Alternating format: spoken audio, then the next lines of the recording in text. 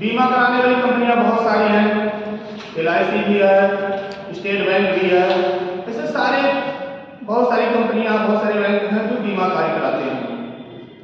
तो बीमा क्योंकि दुर्घटना बीमा होते हैं, फसल बीमा होते हैं, अर्थात साधारण बीमा होते हैं। तो बीमा की परिभाषा क्या होती है? आर्थिक अवधारणाओं के अनुसार कोई भी घटना जो जोखिम को कम करने या कम करे या उसे बीमा कहते हैं। यानी अर्थात बीमा वह होती है जो आर्थिक घटनाओं को, अर्थात घटनाएं, आर्थिक घटनाएं जो होती हैं उसमें उस घटना को कम करने के लिए अर्थात उससे लाभ लेने के लिए जो कार्य करते हैं उसे हम बीमा कहते हैं। बीमा किसी बीमा कंपनी द्वारा उपलब्ध कराई जाने वाली ऐसी सेवा है जो जीवन बीमा और साधारण बीमा कहलाते हैं। अब जीवन बीमा क्या होते हैं, साधारण बीमा क्या होते हैं? जीवन बीमा होते हैं जो व्यक्तियों पे अर्थात दुर्घटना कार्यों के लिए जो बीमा आप करवाते हैं उसे जीवन बीमा कहते हैं। साधारण बीमा होते हैं जैसे फसल का बीमा, मकान के बीमे, दुकान के बीमे, ये सब होते हैं जो साधारण बीमा होते हैं। अब भारत में बीमा, साधारण बीमा कैसे करके क्या होती है इसकी परिभाषा? तो साधारण बीमा जिसे गौर जीवन बीमा भी कहते हैं, पर संपत्ति से जुड़े जोखिम का बीमा करता है। अर्थात ये साधारण बीमा संपत्ति का बीमा करता है, उस संपत्तियों का बीमा करता है साधारण बीमा। जिसे पॉलिसी धारक को बीमा के लिए जो किस्त स्वरूप भुगतान करना पड़ता है उसे प्रीमियम कहते हैं। अर्थात साधारण भाषा में कि आप बीमा करवाते हैं तो उसके लिए कुछ धनराशि को आपको जमा करना पड़ता है। जो धनराशि आप जमा करते हैं उसे प्रीमियम कहते हैं। जैसे आप दुर्घटना बीमा अभी हाल ही में देख रहे हैं SBI भी करती है, 12 रुपये की प्रीमियम लेके दुर्घटना बीमा करती है। उस बीमे के दौरान अगर आप की दुर्घटना घटती है, मान लीजिए विकलांग के कंडीशन में हुआ, पैर टूटे, हाथ टूटे, तो 1 लाख का आपको दुर्घटना बीमा दिए जाते हैं। फिलहाल आपकी अगर मृत्यु हो जाती है तो 2 लाख की बीमा दिए जाते हैं, 2 लाख रुपये दिए जाते हैं। तो ऐसे LIC भी कार्य करते हैं।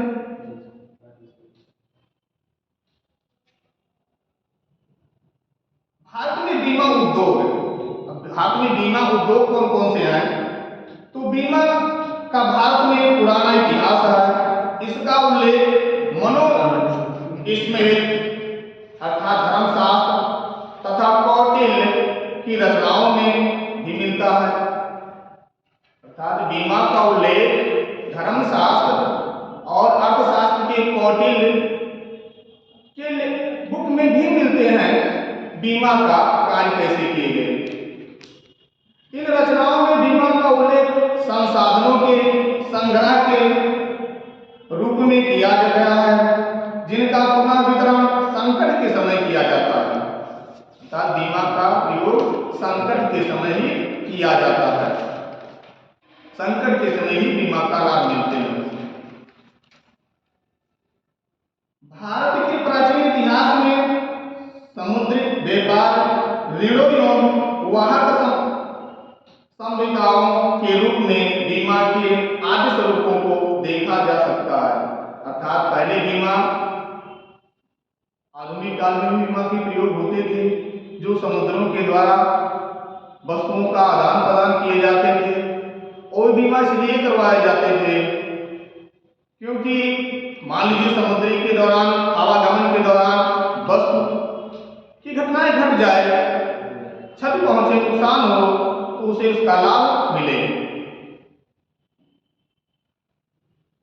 अब भारतीय जीवन बीमा निगम एक कंपनी आई, जो भारतीय जीवन बीमा निगम आई, LIC आई। अब भारत में जीवन बीमा क्षेत्र को सरकार द्वारा सन 1956 में राष्ट्रीयकृत किया गया। अर्थात LIC की स्थापना, इसको लिख लीजिए, भारतीय जीवन बीमा निगम ने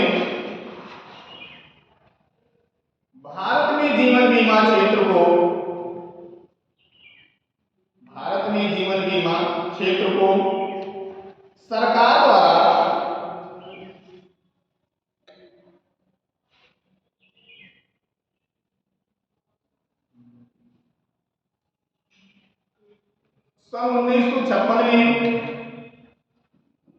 सन 1956 में राष्ट्रीयकृत किया गया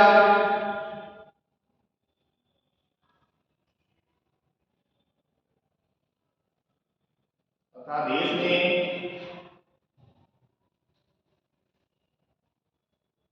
भारत में जीवन बीमा क्षेत्र को सरकार द्वारा सन 1956 में राष्ट्रीयकृत किया गया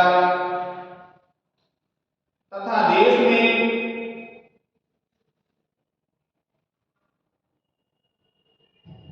क्रियाशील 245 देशी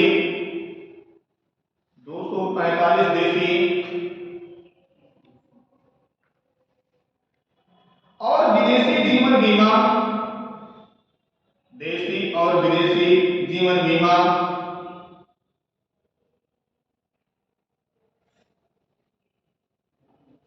कंपनियों को अधिग्रहित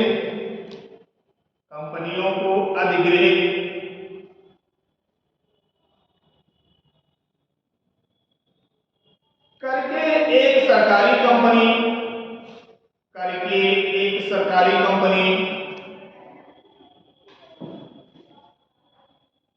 भारतीय जीवन बीमा निगम की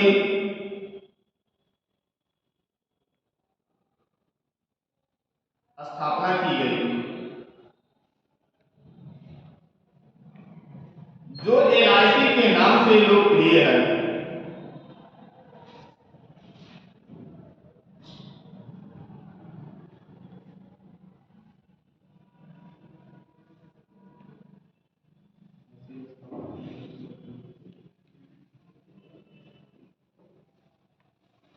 भारतीय जीवन बीमा निगम के साथ देश में भारतीय जीवन बीमा निगम के साथ देश में इस क्षेत्र में निजी कंपनियों के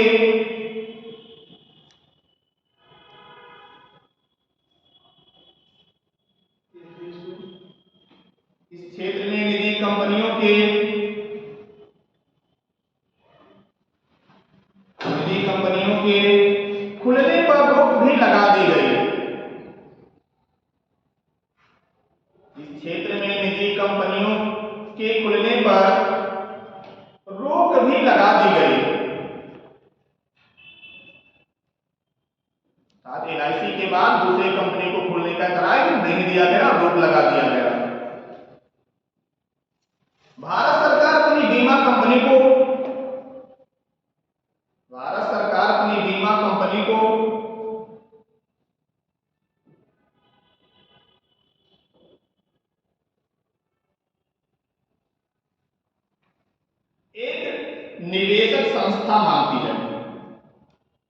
एक निवेशक संस्था मानती है,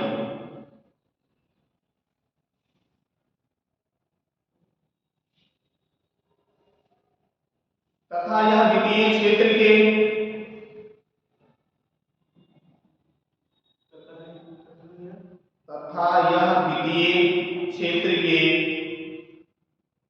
पूंजी बाजार का अंग है।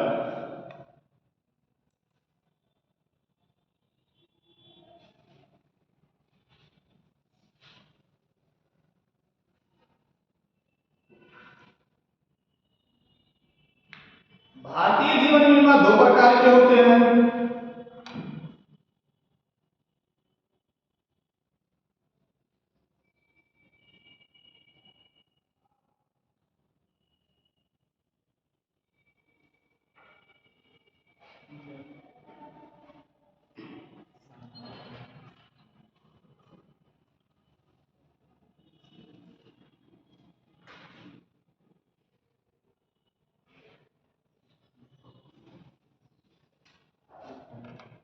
भारतीय जीवन बीमा लोगों की बचत प्रीमियम स्वरूप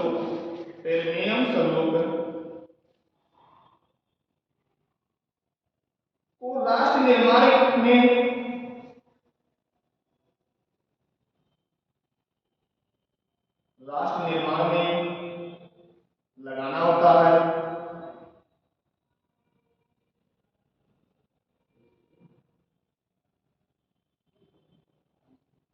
आप अपनी भाषा में समझ लीजिए कि जीवन बीमा अगर हम करवाते हैं तो भारतीय जीवन बीमा डायरेक्ट हमको कोई लाभ नहीं देती है, इसके लिए हमसे शुल्क लेती है। उस शुल्क को हम प्रीमियम को जमा करते हैं। अगर मुझे भारतीय जीवन बीमा का लाभ लेने हैं तो ये अकाउंट को खुलवाना पड़ेगा, और अकाउंट को खुलवाते हैं तो उससे सरकार मुझे लाभ नहीं तुरंत देती है, उसके लिए मुझे प्रीमियम भरना पड़ता है। प्रीमियम भरने से कंपनी को लाभ भी है और कंपनी को नुकसान भी है। लेकिन किसी से अगर कंपनी लाभ पाती है तो किसी को लाभ देती है। अर्थात अगर किसी की दुर्घटना घट गई तो उनको उसको भरपाई करनी है। अगर दुर्घटना नहीं घटी उन्हें केवल अपने प्रीमियम को जमा करना है। तो LIC दुर्घटना के दौरान बीमा देती है बीमा, और उसीलिए बीमा कराना जरूरी भी है। हर व्यक्ति को बीमा कराना विशेष जरूरी होता है। सर एक क्वेश्चन है सर मतलब बीमा को सर इंग्लिश में इंश्योरेंस कहते हैं। इंश्योरेंस कहते हैं। तो सर मतलब व्यक्ति का जो होगा वो इंश्योरेंस LIC करती है। LIC जो सर वाहनों का होता है वो कौन करता है? वाहनों का भी LIC कंपनी ही करती है। चाहे LIC कंपनी से कई सारी कंपनियां, 2-3 कंपनियां LIC के माध्यम से जुड़ी हुई हैं, लेकिन ये कंपनियां LIC की शाखा हैं। समझ जैसे कि सर टाटा है। जी LIC से जुड़ी हुई है, क्योंकि भारत सरकार ने LIC के बाद में और दूसरे को बीमा करने की व्यवस्था नहीं थी, लेकिन इसी से जुड़े हुए बीमा कार्य करते हैं। अगला, भारत के नियोजित विकास में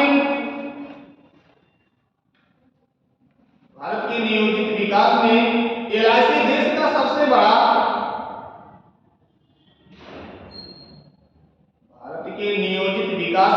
LIC देश का सबसे बड़ा निवेशक रहा है।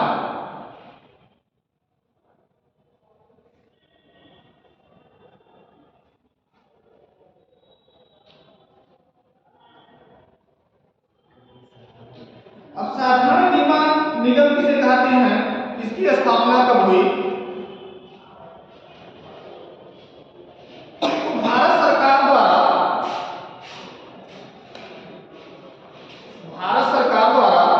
साधारण बीमा व्यवसाय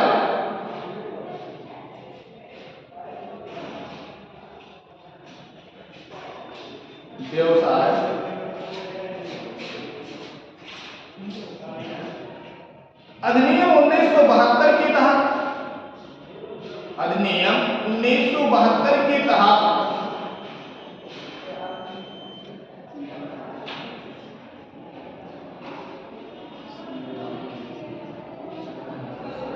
साधारण बीमा क्षेत्र में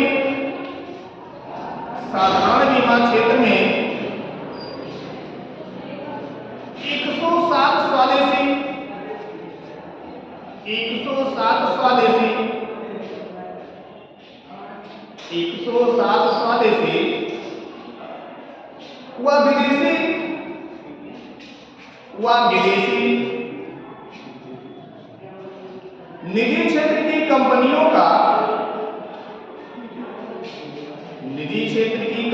का राष्ट्रीयकरण करके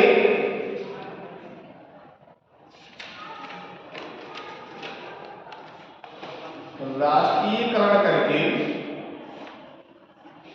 22 नवंबर 1972 को 22 नवंबर 1972 को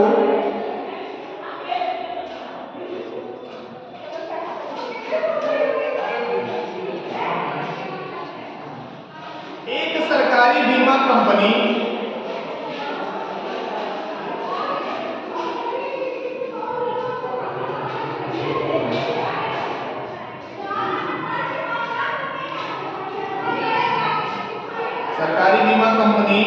अर्थात भारतीय साधारण बीमा निगम की स्थापना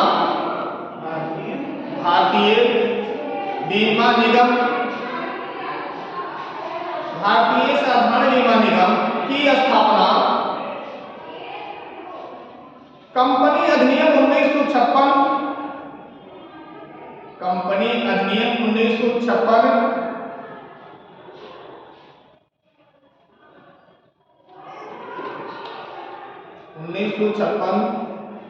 के तहत की गई।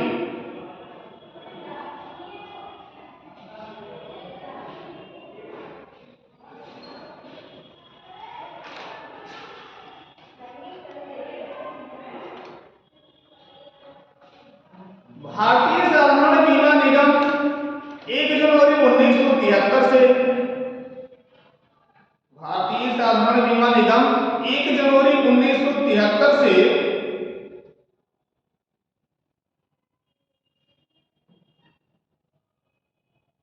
अपनी चार धारक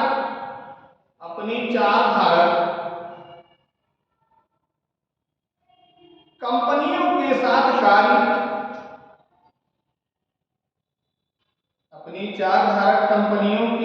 कार्य करना शुरू कर दिया।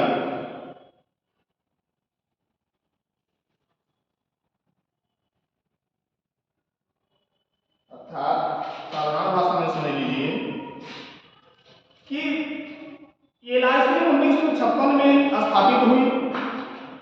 उन्होंने दूसरा 2 प्रकार से हुए, एक साधारण बीमा हुआ, एक जीवन बीमा हुआ। साधारण बीमा की स्थापना की गई 22 नवंबर 1972 को। 22 नवंबर 1972 में साधारण बीमा के तहत 4 कंपनियों को रखा गया। 4 कंपनियां उसकी कार्य करते हैं साधारण बीमा की। पहला कंपनी है national insurance company limited, national insurance company limited.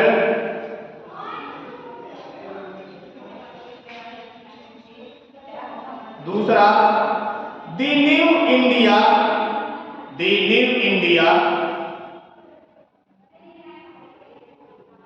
Insurance company limited.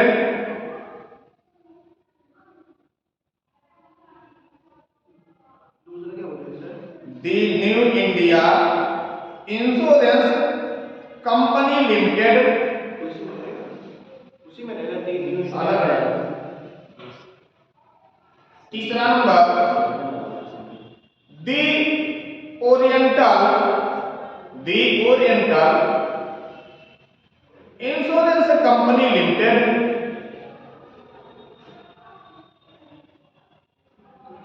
Number 4 united India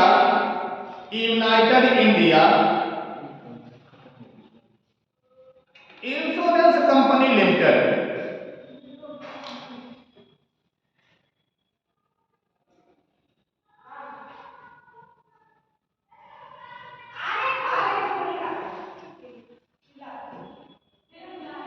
ये 4 कंपनियां हमारे साधारण बीमा का कार्य करती हैं। दी oriental insurance company limited.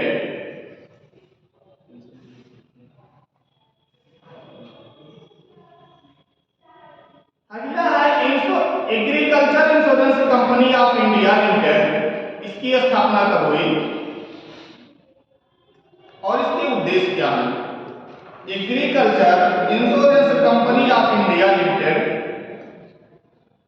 Agriculture insurance company of India limited.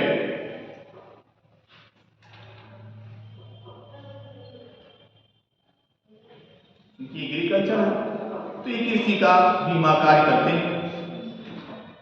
इसकी स्थापना कब की गई और इसका मुख्य उद्देश्य क्या क्या है इस कंपनी का? तो कृषि बीमा को बढ़ावा देने के लिए,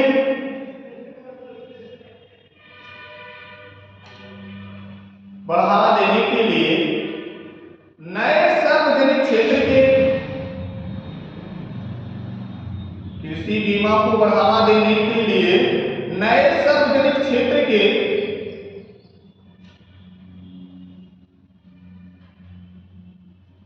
एक उपक्रम के रूप में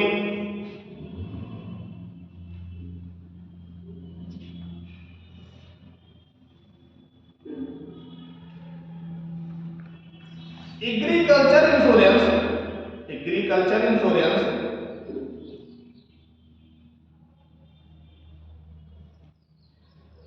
कंपनी ऑफ इंडिया लिमिटेड,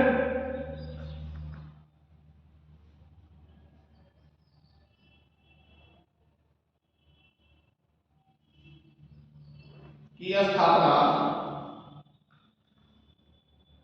भारतीय कंपनी अधिनियम 1956, भारतीय कंपनी अधिनियम 1956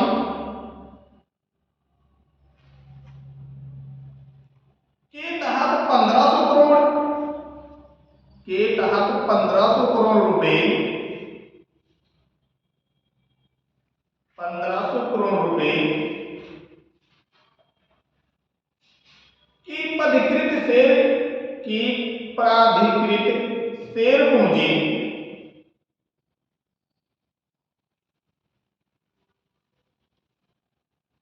तथा 200 करोड़ की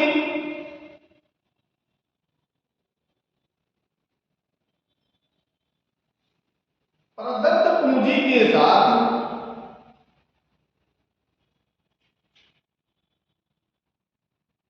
20 दिसंबर 2002 को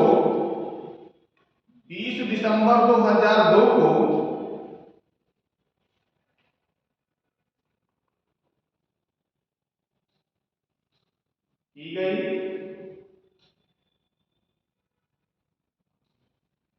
तथा इसने अपना संपूर्ण कार्य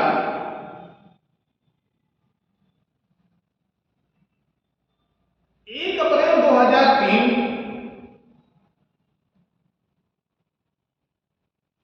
से करना प्रारंभ किया।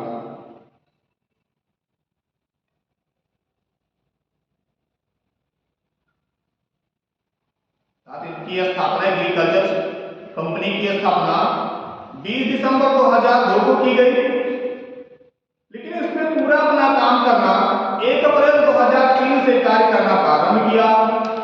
इस कंपनी को खोलने के लिए स्टार्टिंग में 1500 करोड़ रुपए की शेयर पूंजी, 200 करोड़ की प्रदत्त पूंजी उस समय मौजूद थे। अब इनका उद्देश्य क्या क्या है? एग्रीकल्चर कंपनी का जो है उद्देश्य क्या है मुख्य? तो पहला उद्देश्य है ग्रामीण भारत में वित्तीय स्थिरता, ग्रामीण भारत में वित्तीय स्थिरता लाते हुए, ग्रामीण भारत में वित्तीय स्थिरता लाते हुए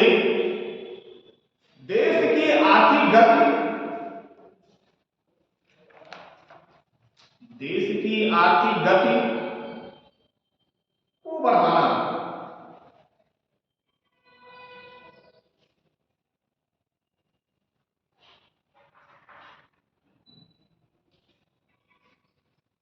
अगला उद्देश्य कृषि एवं इससे संबंधित जोखिमों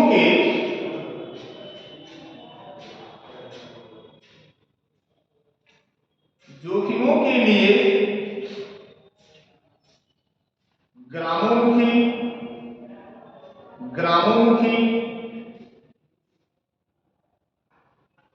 और कृषक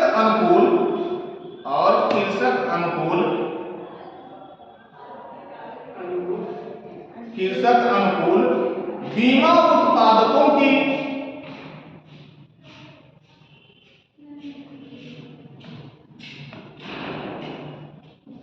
शुरुआत और विकास करना।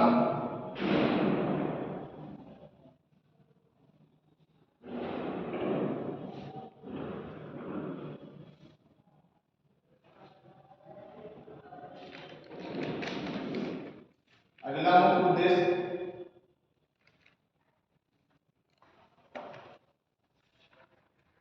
1999 में प्रारंभ की गई 1999 में प्रारंभ की गई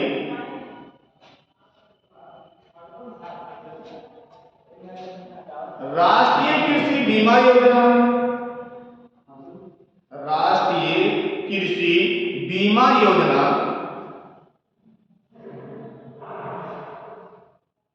को जनवरी 2016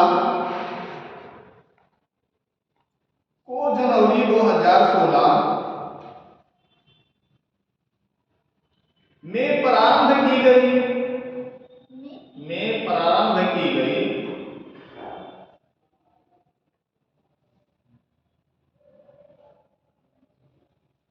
प्रधानमंत्री फसल बीमा योजना। उसी में है सर। जी जी, कि प्रधानमंत्री फसल बीमा योजना भी 2016 में ही पारित हुए थे। प्रधानमंत्री फसल बीमा योजना में समाहित कर दिया गया है, में समाहित कर दिया गया है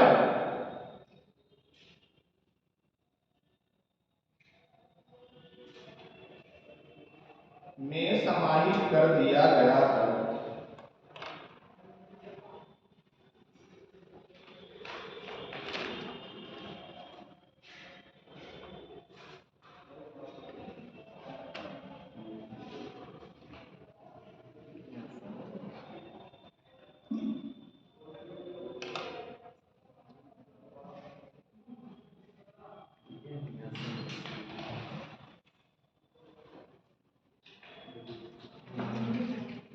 सरकार द्वारा दिसंबर 2002 में,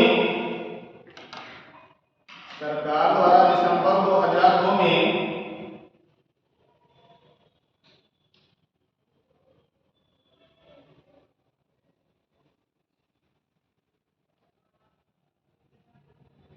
कृषि बीमा को बढ़ावा देने के लिए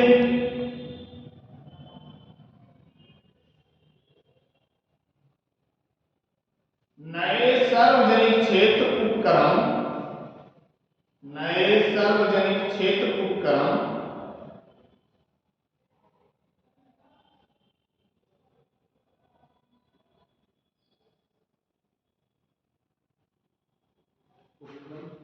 उपक्रम की स्थापना की गई।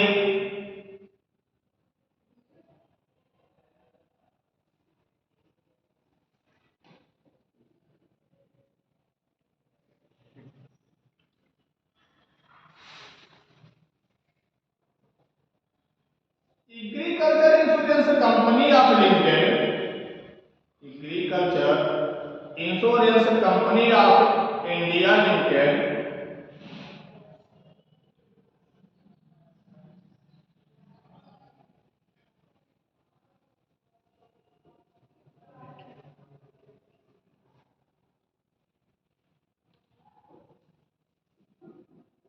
बीमा योजना को जनवरी 2016 में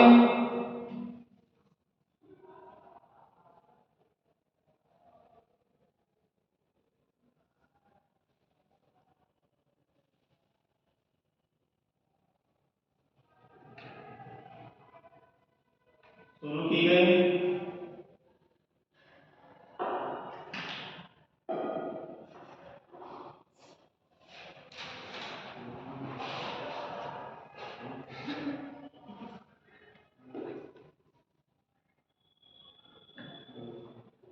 अगला लिखिए मत इसको। अगला इन्होंने बीमा सुधार किए हैं। बीमा सुधार क्या क्या है? तो देश में चल रहे आर्थिक सुधारों की प्रक्रिया के अंतर्गत अप्रैल 1993 में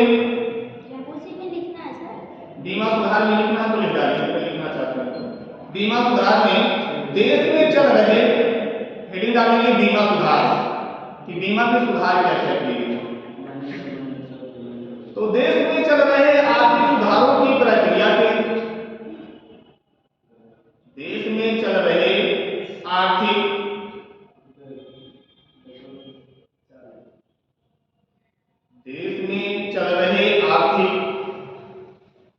सुधारों की प्रक्रिया के अंतर्गत अप्रैल 1993 में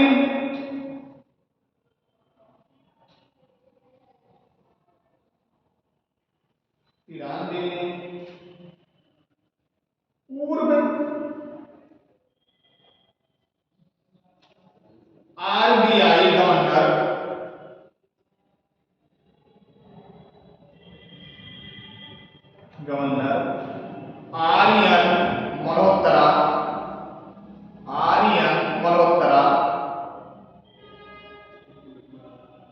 की अध्यक्षता में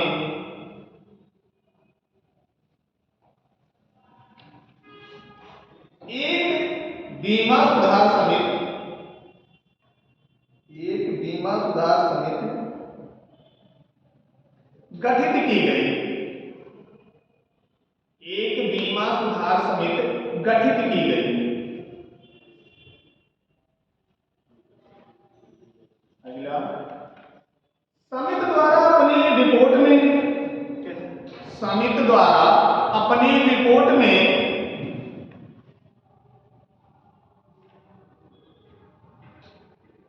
समिति द्वारा अपनी रिपोर्ट में निम्न सलाह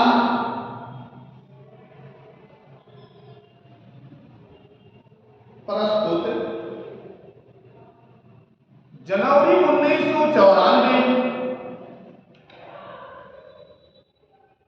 में की गई।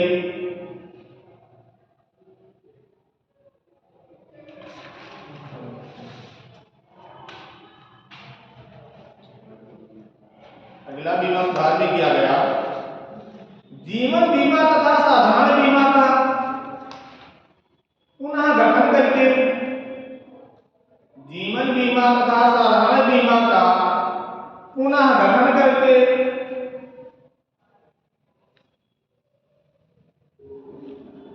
जीवन बीमा तथा साधारण बीमा का पुनः गठन करके सरकार की हिस्सेदारी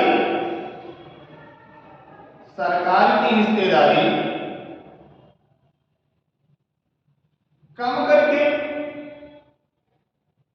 50% कर दी जाए।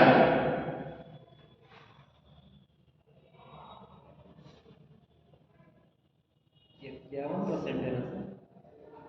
51%। 50% हिस्सेदारी 50%। लिमिटेड कैसे होगी तब? जब सरकार में ज़्यादा नहीं तो लिमिटेड होगा कंपनी हो, आधे आधे से सेल होते हैं। आधे से ज़्यादा होगी।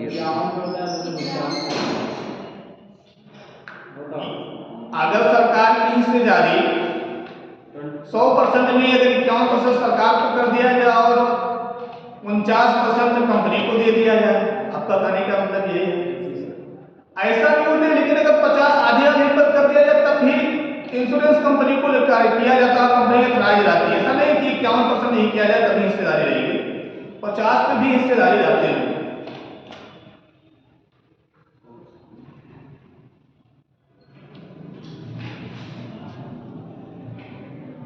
अगला भी बीमा सुधार में उन्होंने क्या बताया, बीमा नियंत्रण के सर्वे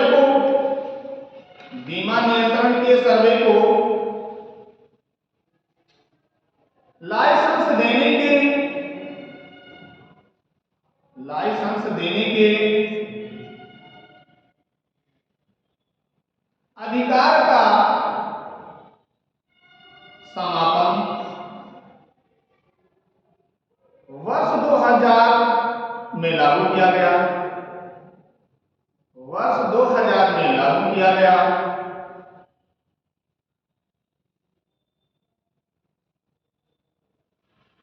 अगला भी सुधार में किए गए शुल्क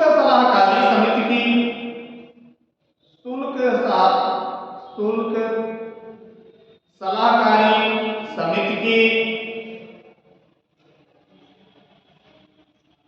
पुनः संरचना किया गया।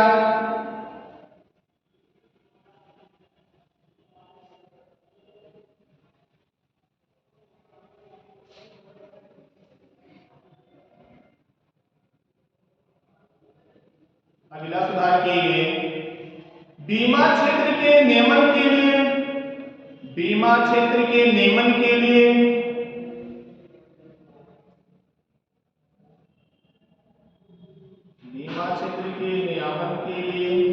एक नियम प्राधिकरण की स्थापना वर्ष 2000 में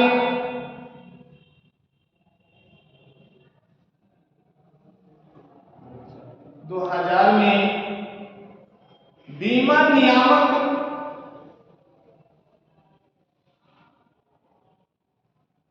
एवं विकास प्राधिकरण द्वारा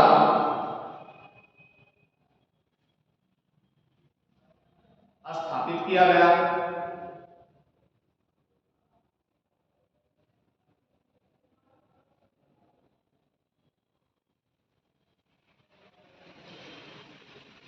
अगला, बीमा नियामक एवं विकास प्राधिकरण ने क्या क्या किए हैं? बीमा नियामक एवं विकास प्राधिकरण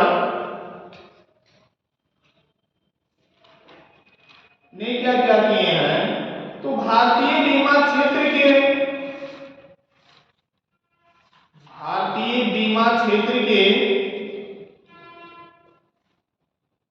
नियामन के लिए सरकार द्वारा भारतीय बीमा क्षेत्र के नियामन के लिए सरकार द्वारा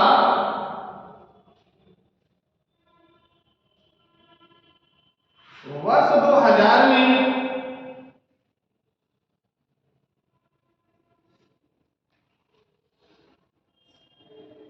बीमा नियामक एवं विकास प्राधिकरण की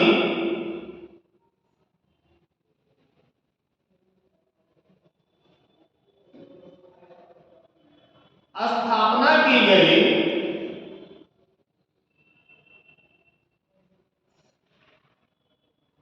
अधिनियम 1999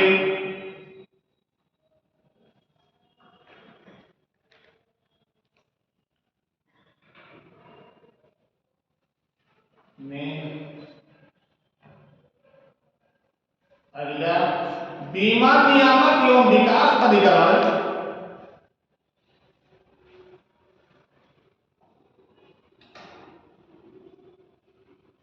में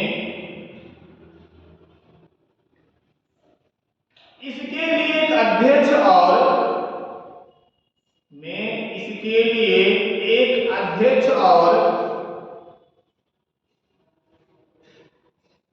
5 सदस्यों की व्यवस्था है।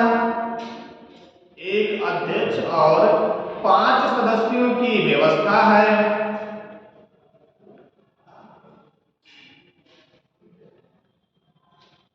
दो सदस्य पूर्णकालिक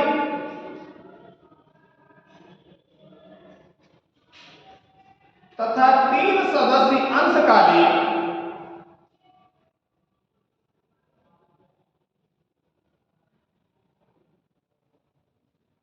जिनकी नियुक्ति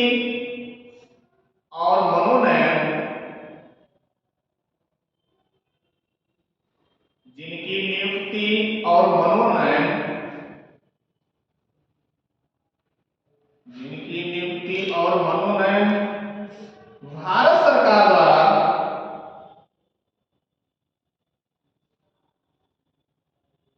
की जाती है।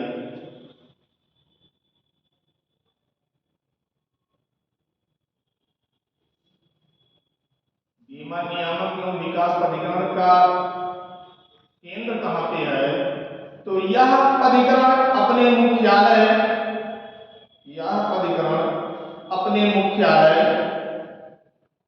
हैदराबाद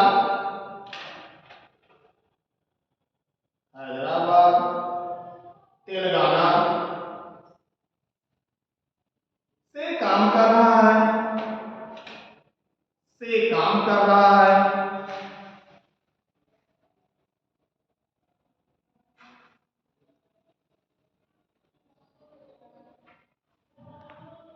वर्तमान में इसकी कितनी बीमा कंपनियां कार्य कर रहे हैं? तो वर्तमान में भारत में कुल 57 बीमा कंपनियां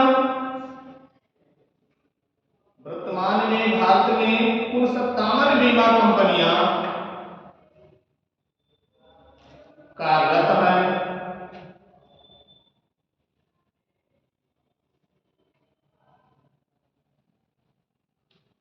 जिनमें 24 कंपनी जीवन बीमा,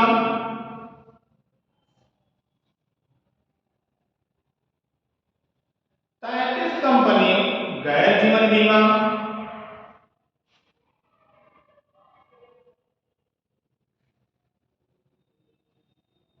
में संलग्न है।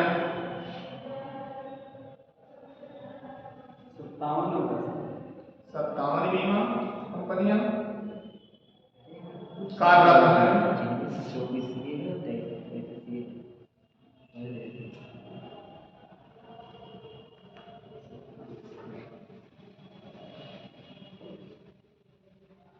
भारत बीमा क्षेत्र में 49%, भारत बीमा क्षेत्र में 49% तक प्रत्यक्ष है।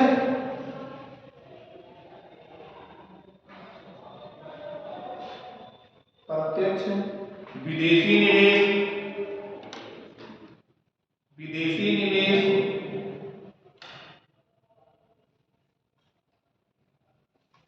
की स्वतः अनुमति देता है।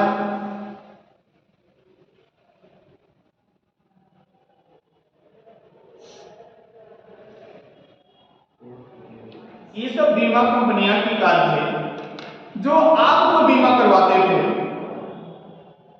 लेकिन क्या बीमा कंपनी का बीमा होना चाहिए? मान लीजिए बीमा कंपनी का अगर बीमा नहीं होता है तो बीमा कंपनी अगर डूब जाती है तो जनता की पैसा उड़ जाएगी। तो उसके लिए सरकार ने व्यवस्था किया पुनः बीमा कंपनी यानी पुनर्बीमा कंपनी, यानी बीमा कंपनी का भी बीमा होना चाहिए।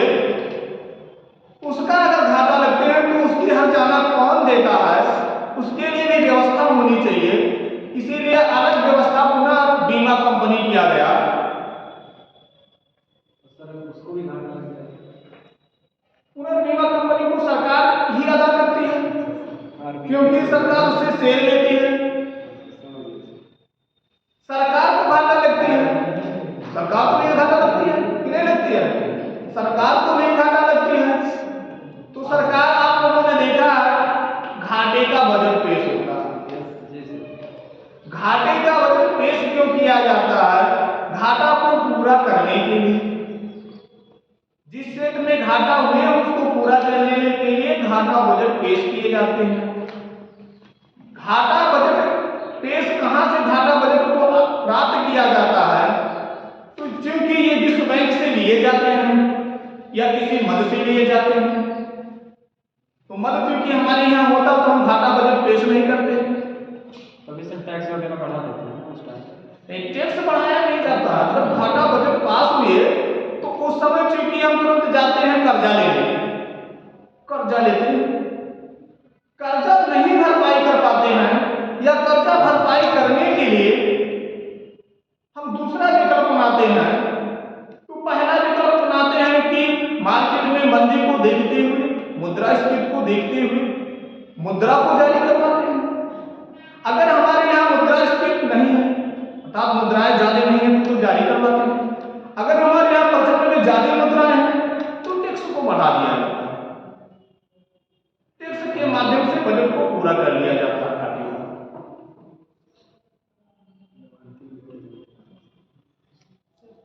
पुनः बीमा कंपनी यानी पुनर्बीमा कंपनी क्या है?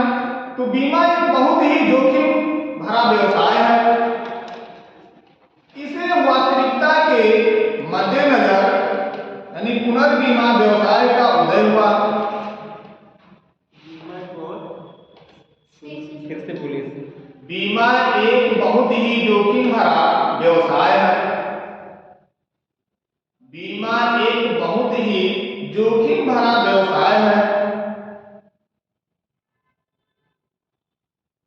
इसी वास्तविकता के मद्देनजर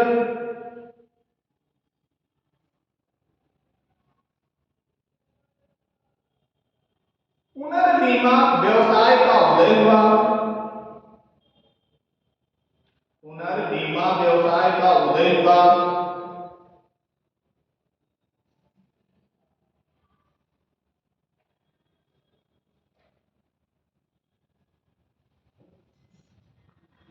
पुनर्बीमा कंपनी वास्तव में, अगले पैराग्राफ, पुनर्बीमा कंपनी वास्तव में बीमा कंपनियों को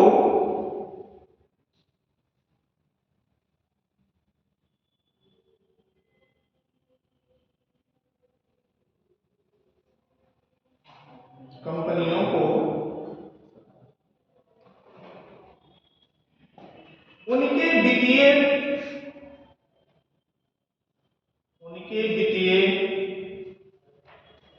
जोखिम को बीमित करने का अवसर उपलब्ध कराती है।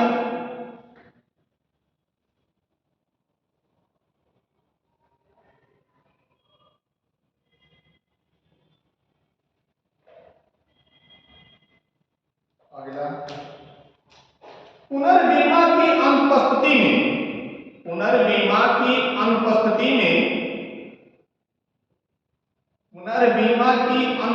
में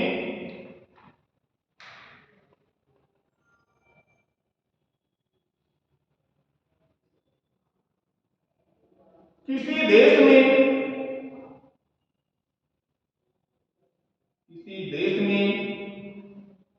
बीमा क्षेत्र का उचित विकास संभव नहीं है।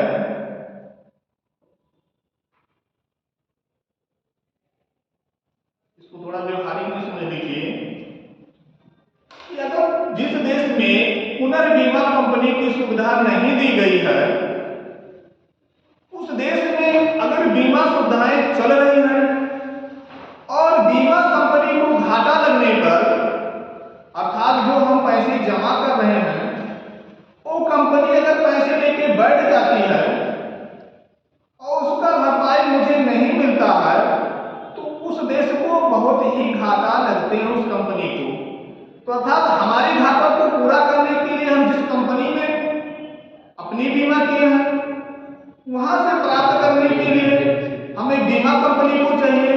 लेकिन अगर बीमा कंपनी को घाटा लगने पे, नुकसान होने पे, उसे पुनः बीमा कंपनी की व्यवस्था होनी चाहिए कि अगर कंपनी के घाटा लगते हैं तो उसकी भरपाई पुनः बीमा कंपनी करे और उसी के माध्यम से हम दूसरे व्यक्ति का घाटे को पूरा किया जा सके। अगला, जब भारत सरकार द्वारा बीमा क्षेत्र में जब भारत सरकार द्वारा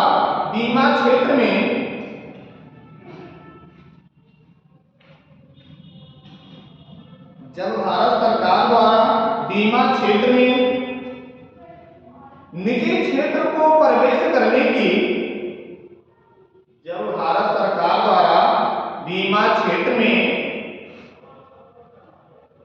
निजी क्षेत्र को प्रवेश करने की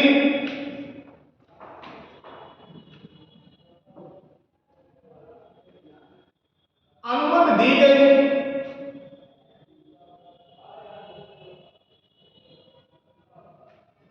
निजी क्षेत्र को प्रवेश करने की अनुमति कब दी गई? अभी आप लोगों ने हाल ही में लिखी है।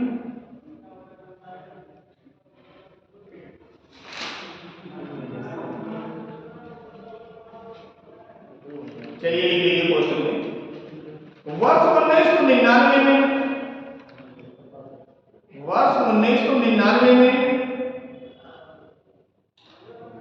तो सरकार द्वारा स्वयं ही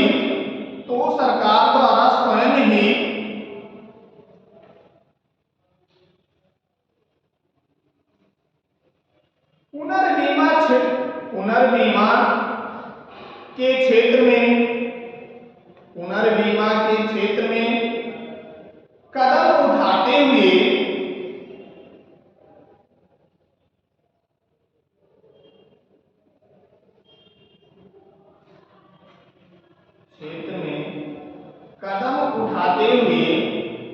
सार्वजनिक क्षेत्र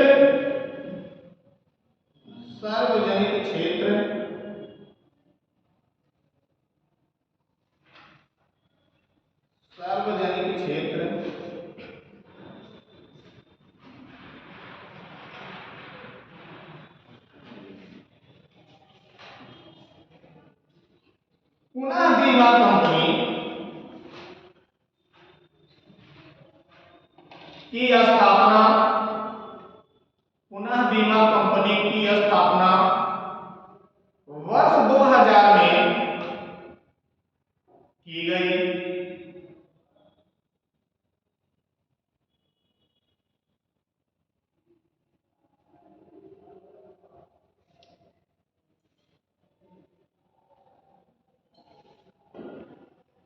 अगला, भारत में पुनर्बीमा प्रवेश, भारत में पुनर्बीमा प्रवेश काफी निम्न है। इसका एक बहुत बड़ा कारण, इसका एक बहुत बड़ा कारण, इसका एक बहुत बड़ा कारण रहा है इस व्यवसाय में प्रतिस्पर्धा का न होना। प्रतिस्पर्धा का न होना। प्रतिस्पर्धा क्या होते हैं? जैसे कि सर कंपटीशन होता है जी, जैसे यहाँ पे अगर एक दूसरे से कंपटीशन नहीं होते हैं तो उस चीज का बेनिफिट अच्छे से नहीं मिल पाते हैं।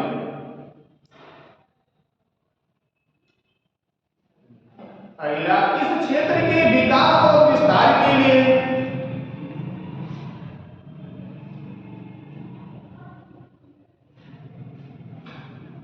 इस क्षेत्र के विकास और विस्तार के लिए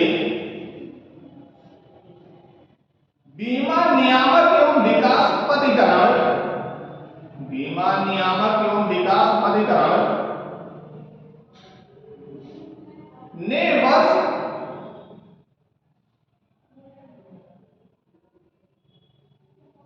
2015 के अंत, 2015 के अंत में इसे विदेशी कंपनियों के प्रवेश,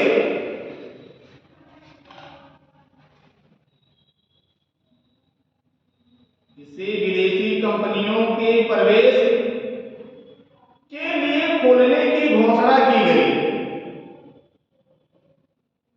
के लिए खोलने की घोषणा की गई।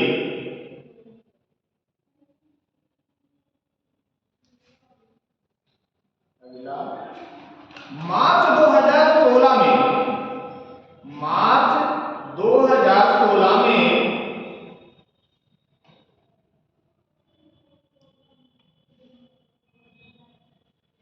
बीमा नियामक एवं विकास प्राधिकरण, मार्च 2016 में बीमा नियामक एवं विकास प्राधिकरण द्वारा 4 विदेशी,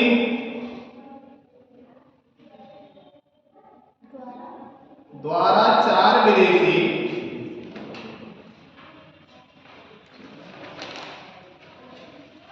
पुनर्बीमा कंपनियों, पुनर्बीमा कंपनियों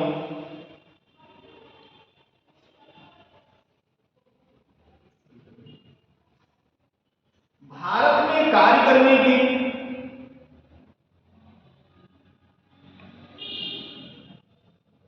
कार्य करने की प्रारंभिक मजदूरी, प्रारंभिक मंजूरी, प्रारंभिक मंजूरी दी गई।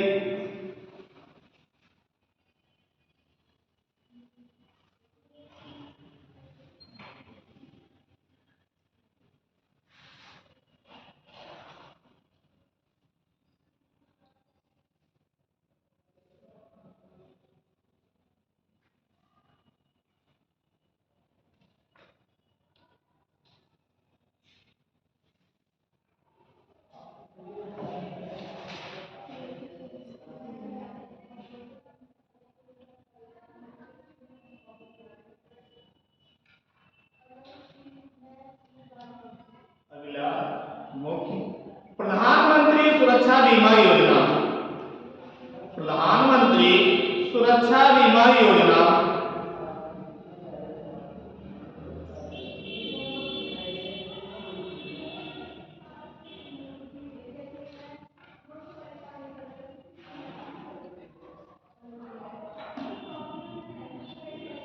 प्रधानमंत्री सुरक्षा बीमा योजना 2015 में शुरू की गई।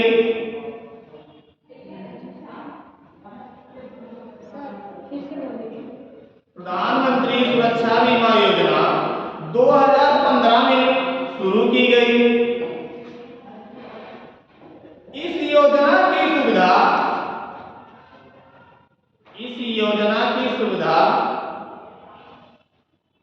उन बैंक खाता धारकों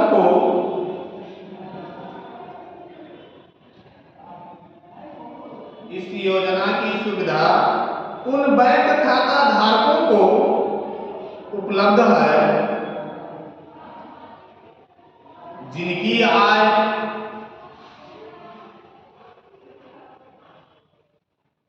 18 से 70 वर्ष है।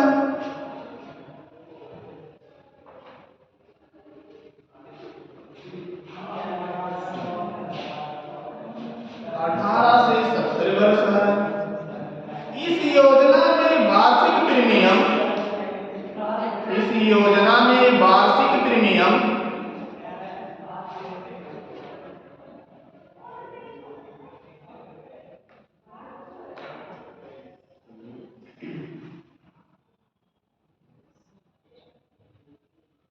राशि 12 रुपये प्रति वर्ष है। 12 रुपये प्रति वर्ष है।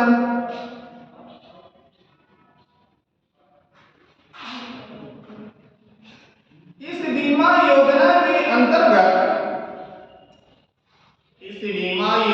के अंतर्गत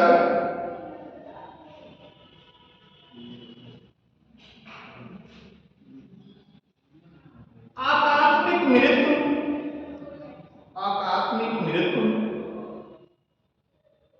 या पूर्ण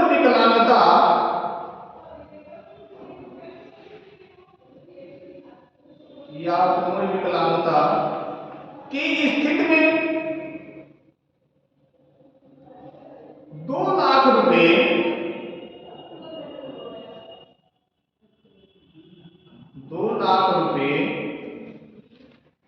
एवं अस्थायी आंशिक विकलांगता की स्थिति में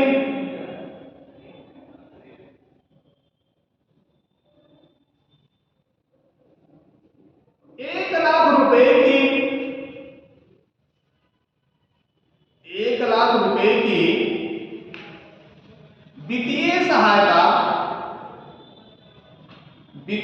सहायता दी जाती है।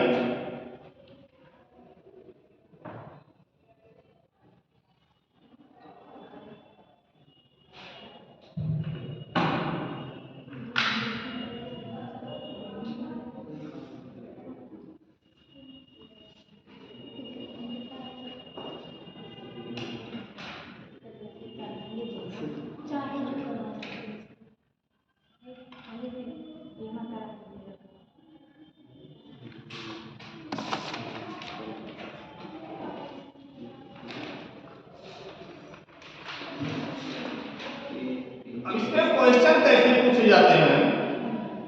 जीवन बीमा वाला नहीं लिखा है या साधारण बीमा वाला लिखा है? साधारण बीमा लिखा अगले कल की जो होगी। अभी इसमें जीवन बीमा कब निर्धारित किए गए, इसकी स्थापना की गई, इसमें मुख्य विधि क्या रखे गए, उद्देश्य क्या क्या उसके थे, ये कल की क्लास में आपको बताए जाएंगे। इससे क्वेश्चन कैसे बनते हैं तो उस पर डिसीजन भी डिस्कस भी कर लेंगे कि कैसे कैसे क्वेश्चन उसके बनते हैं। तो अगली क्लास पर